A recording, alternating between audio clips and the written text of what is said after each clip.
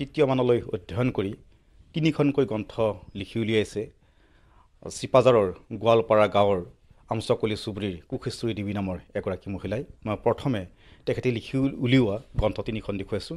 এই তিনিখন গ্ৰন্থ লিখি উলিয়াইছে এগৰাকী মহিলাই, যিগৰাকী মহিলাই মাত্ৰ তৃতীয় মানলৈ অধ্যয়ন কৰিছিল, তৃতীয় মানলৈ পঢ়িছিল।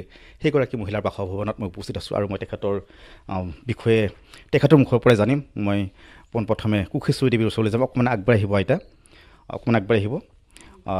এইগৰাকী মহিলাই তিনিখনকৈ গ্ৰন্থ লিখি উলিয়াইছে। মই পুনৰ কৈছোঁ, এইগৰাকী মহিলাই মাত্ৰ তৃতীয় মানলৈ অধ্যয়ন কৰিছিলে, তৃতীয় মানলৈ পঢ়িছিলে।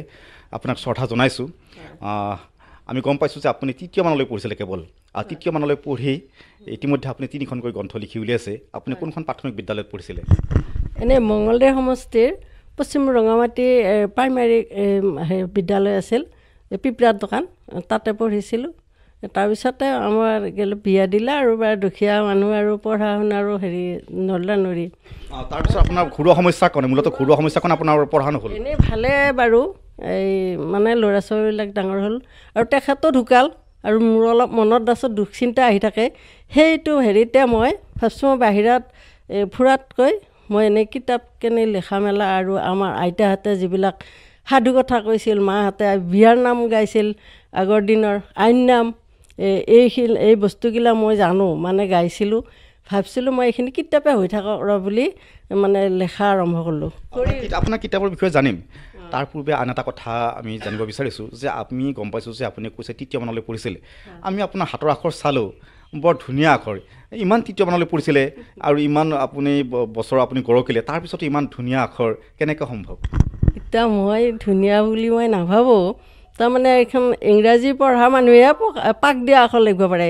আমি হ'লোঁ LPৰ, তাতে ভুল হ'লিয়ে মাষ্টৰে মাৰছিল যে আমি তৃতীয় মানলৈ পঢ়িছিলে। তেতিয়া আপুনি কলপাতত লিখিছিলে? তেতিয়া কলপাতত লিখিলোঁ। তেতিয়া আমাৰ বহি নাই।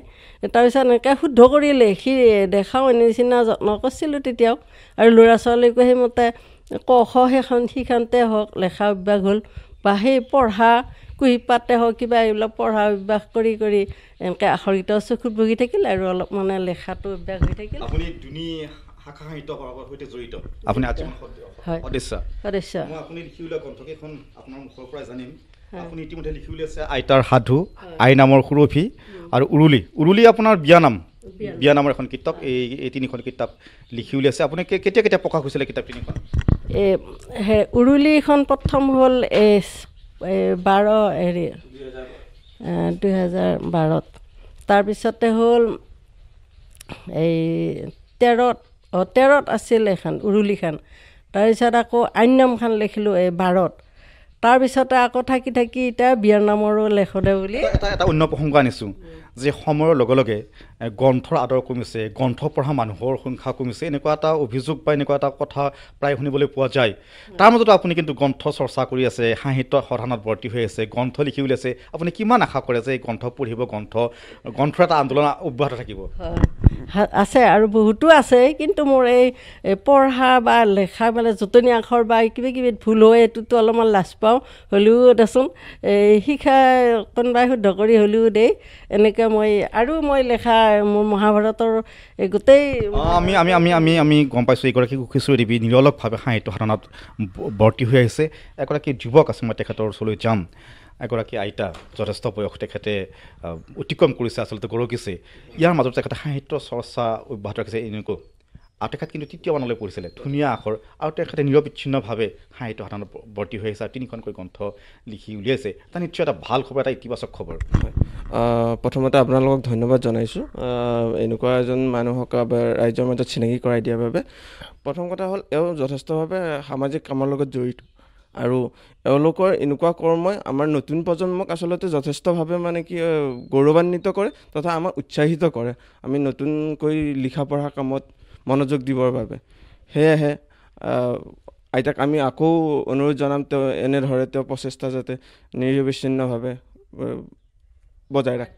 এগৰাকী সাংবাদিক আছে, সতীৰ্থ সাংবাদিক, যি সময়ত গ্ৰন্থৰ আদৰ কমা বুলি চৰ্চা হয়, যি সময়ত গ্ৰন্থ পঢ়া মানুহৰ সংখ্যা কমি আহিছে বুলি কোৱা হয়, সেই সময়ত এনেকুৱা এগৰাকী বয়সস্থ মানুহে সাহিত্য সাধনাত ৰত হৈ আহিছে, তিনিখনকৈ গ্ৰন্থ লিখি উলিয়াইছে। কি ক'ব? নিশ্চয় আপুনি যিটো কথা ক'লে আচলতে মই একমত, কিন্তু এটা কথাক আমি মানিব লাগিব যে গ্ৰন্থৰ আদৰ কেতিয়াও নকমে, কোনো কাত গ্ৰন্থৰ আদৰ কমি নাযায়। আৰু তাৰ এক চাক্ষুষ প্ৰমাণ এগৰাকী আইতা।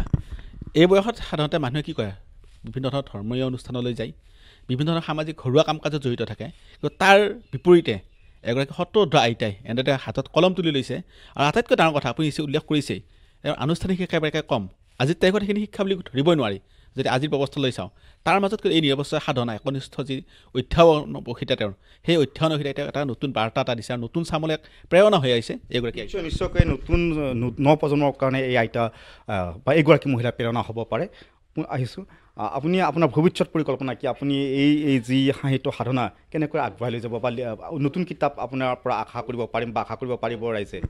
আছে, মই বহুতো হেৰি যেনে সাৰ্থৰকে আদি কৰি এই নানা ধৰণৰ হেৰি গান কিছুমান লিখি থৈ দিয়া আছে, এই যেনে টুকৰি গীত, লোকগীতে হওক বা এনেকুৱা বোলে লিখিম বুলি মানে কিতাপ লিখাৰ আশা আছিল। কিন্তু এতিয়া মই ঘূৰি ফুৰাৰে বা হেৰি হওক যে নহওক, ল'ৰা ছোৱালী আৰু এইবিলাকত ফুৰি থকাটো অলপমান বাধা দেই, বুঢ়া মানুহত কিবা হ'ব বুলি। নিশ্চয়কৈ কিতাপে মানুহক জীয়াই থকাৰ অমল প্ৰেৰণা যোগাব পাৰে। গ্ৰন্থই মানুহক জীয়াই থকাৰ নতুন এটা উদ্যমতা আনি দিব পাৰে। আৰু এইগৰাকী আইতায়ো নিশ্চয় এই গ্ৰন্থৰ সাধনাৰ জৰিয়তে, এই গ্ৰন্থৰ যি তেওঁ নিৰলসভাৱে যি চৰ্চা কৰি আছে, এই চৰ্চাই নিশ্চয় আইতাগৰাকীক বুকুত এটা নতুন আশাৰ সঞ্চাৰ কৰি আছে। আৰু আমি পুনৰবাৰ এইগৰাকী কুক্ষেশ্বৰী দেৱী, লেখিকা কুক্ষেশ্বৰী দেৱীক শ্ৰদ্ধা জনাইছোঁ, শুভেচ্ছা জনাইছোঁ।